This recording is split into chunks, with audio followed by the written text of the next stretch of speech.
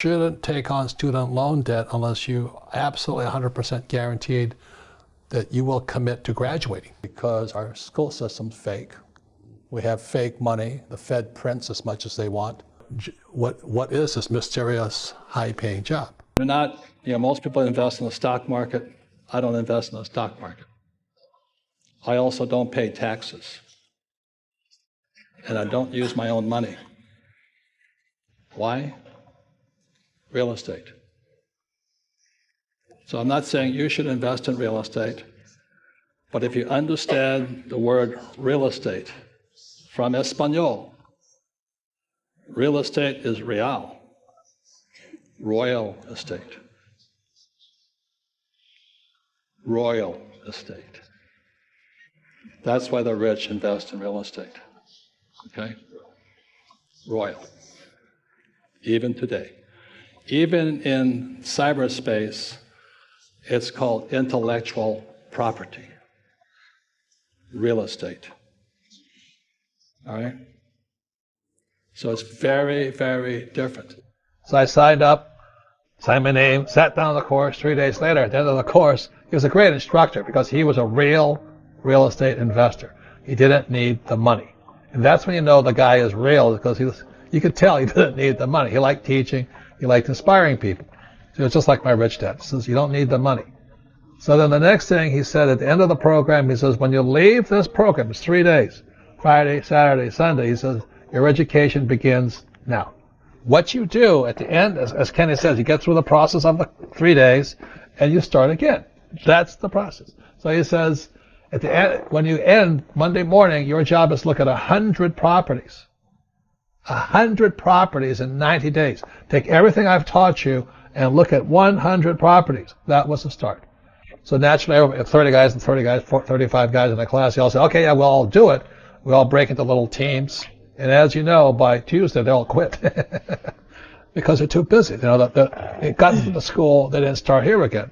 But there's 3 or 4 other guys, and we stayed through it, and we went to real estate agents, went through the little files. It was really antiquated ways of MLS, multiple listing services. We were looking for little dinky deals, small deals, because that's all we could afford. We didn't have any money.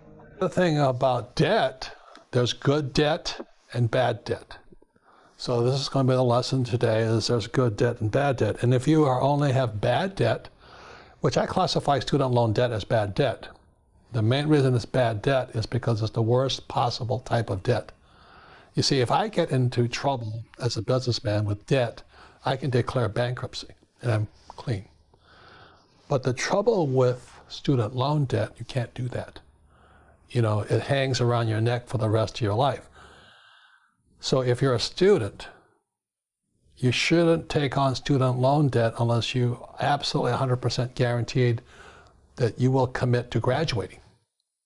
So have you seen a lot of kids drop out of school? Oh, yeah. And so the problem with student loan debt is a person has to know what are they going to study. I have 2 friends, they're both medical doctors, and they came out of school with $500,000 in medical debt, in student loan debt, but they paid it off in 5 years because they're medical doctors. They had high-paying jobs, and so they delayed having families and all this, and the whole objective was to pay for becoming a doctor.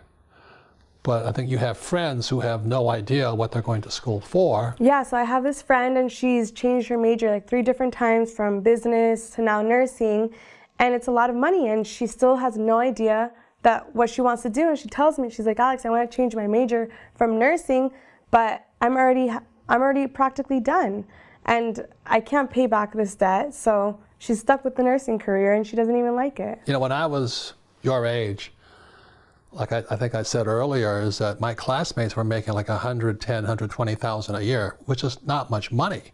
Mm-hmm. But for my generation, if I made $20,000, that was a lot of money. Do you know what I mean? It was just out of proportion. So we were the highest paid graduates in the world, and my starting pay was about $47,000 a year. My classmates were making 3 times as much as me. But it's a choice we make. I didn't really want to do what they did.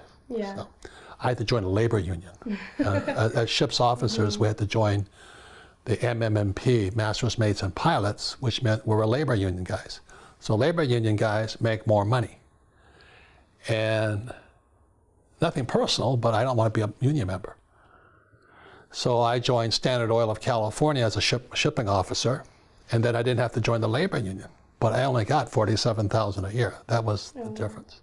The difference is Standard Oil is still sailing, and a lot of those labor union jobs are gone because the pay got too high. Yeah. You know what I mean? So there's always a good and bad, and it's hard to understand that when you're younger.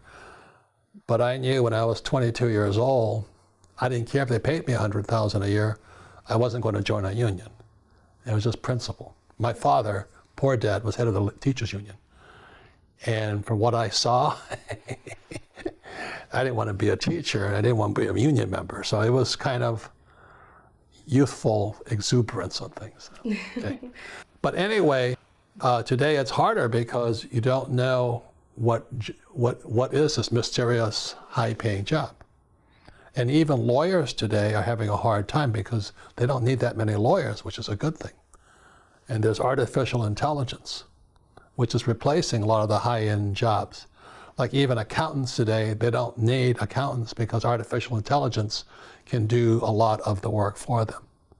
So that's why for your generation, student loan debt, I would say, is possibly one of the most important things you need to decide before you take on the debt. And number one, are you going to graduate? And number two, what are you going to graduate as? Exactly. Right? Any comments on that? Anything you want to talk about? So my dream and passion has always been to be an entrepreneur. But when I started studying it, I told my dad it was the last thing I would ever do because I thought that what they were teaching me was what I was going to be doing on a day-to-day basis.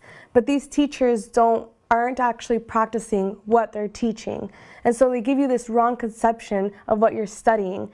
And reality is the traditional education, it's obsolete. What mattered back then does not apply to how you're going to run your business now. You know, today, if I was in your position, I was pretty clear when I was about 15, I wanted to sail the seas. I sailed huge ships, throughout the world. But that was a dream of a kid. And by the time I was 22, I was tired of it. I didn't want to sail the world anymore. So I understand, what it's like to keep, what they call it is finding your way in life, right? Yeah. That's not easy. And as you and I know, there's a lot of fake teachers out there. So that's why I wrote the book Fake, is because our school system's fake. We have fake money. The Fed prints as much as they want. And we have fake assets, stocks, bonds, mutual funds, ETFs. I don't touch that stuff. But the average person should. But I don't save money, and I use debt to get rich. I also, in Fake, I read about the infinite return, whereas the higher your financial IQ, you don't need money. So if you need money, you're not using your brain or something, because it doesn't take money to make money. And that's one of the biggest lies they tell you. So since 1973, I've not had to, I use debt. I use my own money. I just borrow money to get rich. And this guy's like Dave Ramsey, a good friend of mine, and he says, live debt free. Well, that's good advice for his audience. That's why I was asking, who's your demographics? Are they smart, they're stupid, they're rich, they're poor? Are they educated, not educated? But so many people want to get rich, but they have horrible teachers. And then they work for fake money. The US dollar is fake. They print trillions of it every month or day. And then you buy these fake assets. I don't touch that stuff. But the average person should. So that's why demographics and a person's desire to be rich is probably more important than their education. Yeah. We talked about debt. Oftentimes people in society, they look at debt as bad. Do you mind kind of sharing what your mindset is around that? There's a good debt and bad debt? Well, if you're going to be educated, a person has to know the difference between credit and debt. And that's why I'm mentioning the demographics, because the average person is not smart enough to handle that. All money today is credit. It doesn't exist. Credit is very simply the power to spend. That's all it is. So when you have a credit card, there's no money in that thing. They've just given you the power to spend. And the moment you spend it, you create debt. And then a debt is this contractual agreement that you'll pay it back. Now, the trouble is, most people ain't paying it back. Look at the student loan crisis we're in, which was brought about by Obama. I'm not Republican or Democrat, but the student loans used to be with the big banks. Today, they're with the U.S. Treasury. And the U.S. Treasury started taking in student loan debt, giving them credit, and now student loan debt is bigger than the subprime crisis that brought down the market in 2008. That's financial education. Now, I know I've seen a video of yours where you talked about, I think historically every 10 years or so there's been a crash. Every 10 years. And anticipating what's coming, but what could someone do to, I guess, educate themselves, prepare, and take advantage of a potential crash? Well, what's wrong with a crash? That's what people don't understand. Crashes are really good. Yeah. Crashes are basically like Neiman Marcus having a sale. Right. So in 2008, when the markets crashed, they also lowered the interest rates. I thought I died and went to heaven.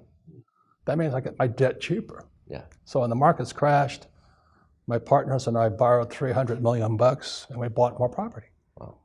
And so 10 years later, we're now almost 600 million in debt. We just passed $500 million. Right. But we get very rich off of debt. Right. But that takes financial education. That's why I created the cash flow board game. Yeah. Cash flow is the only board game that encourages you to use debt. If you don't know how to use debt, then follow Dave Ramsey's rule of live debt free. Yeah. Or Susie Orman. Right. So the good debt is the debt that makes you money, that you're investing. More than that. Okay. Debt.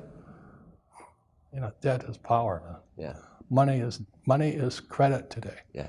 1971, when Nixon took us off the gold standard, the US dollar became credit or debt. Yeah. And the average guy doesn't know that. Money doesn't exist. It's only up here. So what are some of the key mindset differences you found between the rich and the poor? Well, what was lesson number one in Rich Dad, Poor Dad? Rich don't work for money. Right. The reason is money is toxic. After 1971, people who work for money are getting poorer because the way your wealth is sucked out of you by the Fed, by the US Treasury, and by our government and our school system is the people that work for money get poorer. The people that save money get poorer. And the people that invest in stocks, bonds, mutual funds, and ETFs, they're temporarily rich. But in a flash, they can lose it all because they don't have any education. So that's why I can ask the demographics. I generally speak to different groups, but primarily my groups are very well-educated entrepreneurs.